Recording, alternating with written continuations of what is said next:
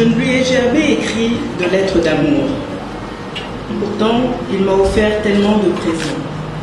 Personne ne m'en a donné autant. Des yeux immenses ouverts sur le monde, un esprit libre qui souvent vagabonde. Il m'imposait une rigueur exigeante, prescrivant un effort gratifiant. Il soulignait l'incontournable nécessité de ne pas solder mon intégrité.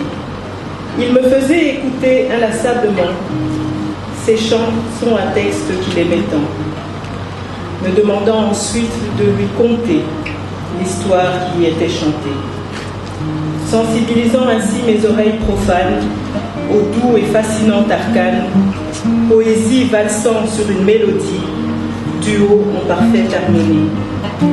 Je revis ces précieux instants où, malgré ses obligations du moment, il m'initiait à l'écriture poétique, aiguisant ma plume boulimique. Je me souviens des séances de rédaction, me transmettant le goût de l'information, encourageant une réflexion continuelle, exercice de questionnement perpétuel. Pour lui, les convictions ne se bradaient pas. Il fallait croire et défendre de surcroît les aspirations, les ambitions, les mener à réalisation. Être une femme n'était en rien une excuse. La ruse, en passant par le raccourci canapé pour atteindre la position convoitée. Il était à la fois père et mentor, semant en moi ce qu'il avait de plus fort, espérant un jour voir la graine fleurir, porter des fruits, mais aussi mûrir.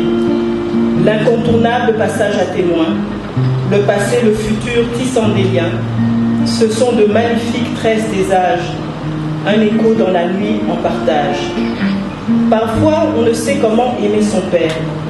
On le vénère, on veut le rendre fier. Mais les sentiments restent muets, pudiques, évitant les épanchements gauches malhabiles. N'ai pu le retenir, pourtant je le voulais. J'aurais dû admettre qu'il avait raison, lui dire juste merci, sans explication. Tout ceci, je le clame aujourd'hui, en hommage et en souvenir du premier amour de ma vie. Ce recueil existe grâce à lui. Papa, merci. C'est avec un réel plaisir que je prends la parole du haut de cette tribune à l'occasion du lancement du recueil de poèmes de Yolande Elébé Mandembo, intitulé Le Bictari. Lorsque j'ai découvert cet ouvrage, Le Bictari, j'étais assez circonspect, effectivement. En outre, dès les premiers vers, j'ai lu des textes qui étaient relativement simples, avec des mots simples. Et comme le disait son père, il n'y a pas besoin d'utiliser des termes très compliqués pour faire vivre quelque chose, pour faire émerger une sensibilité, pour que les sentiments vous prennent. On n'est pas obligé d'aller chercher dans l'un des 125 000 mots compliqués de la langue française. Je ne baptise pas, mais je donne l'envol à ton livre. Tu es au premier degré et je voudrais, dans quelques années, tu sois au 100e degré. Donc, je dis au livre Le Bictari, je suis fier, c'est un honneur d'être ta marraine. Les paroles que je retrouve, souvent les gens disent les paroles s'envolent, mais quand on les écrit, ça reste. Je dis, la prochaine fois, je sais que nous serons dans le miel, dans le bonheur, dans la joie, car ce qu'elle a pu faire, ça nous rappelle son père, ça nous rappelle sa maman, ça nous rappelle le Congo, parce qu'elle n'a pas été puisée ailleurs, elle a puisé dans la vie quotidienne de notre beau, cher pays. Donc, je remercie pour la joie qu'elle nous donne. Et je lui dis dans notre langue, Mokako, sois. Mokako, sois. Et le Bictari, je te donne la si je te mets de... Parlez-moi des enfants sans avenir. Parlez-moi des convictions abandonnées. Parlez-moi des combats orphelins, parlez-moi du nationalisme, des volontés qui naissent, mais qui ne sont encadrées. Parlez-moi de marches, parlez-moi de protestations qui ne sont dénuées de sens, mais dont les motivations sont galvaudées. On m'a dit que ma chair était emboulie. Ils m'ont montré cette poche sur mon ventre, celle qui viderait désormais mes entrailles.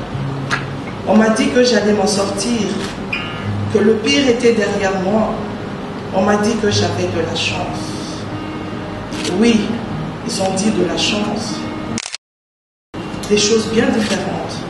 Je le comprends à présent. La chance a plusieurs sens. Dans certaines contrées, avoir de la chance, c'est gagner de l'argent. Avoir de la chance, c'est vivre paisiblement. Mais là d'où je viens, avoir de la chance, c'est être simplement vivant.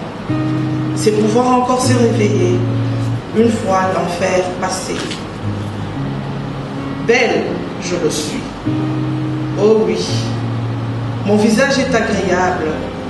Cependant, mes yeux n'ont plus de lumière. Les étincelles ne sont plus là. Observe pour moi une minute de silence. Qu'es-tu devenu? Tu disais que tu saurais rester droit, que toi, le système ne t'aurait pas, que tu allais leur montrer la voie. Rien ni personne n'influencerait tes choix. Tu serais constant et ne bougerais pas d'un iota. Que s'est-il passé? Tu n'es plus le même, tu as changé.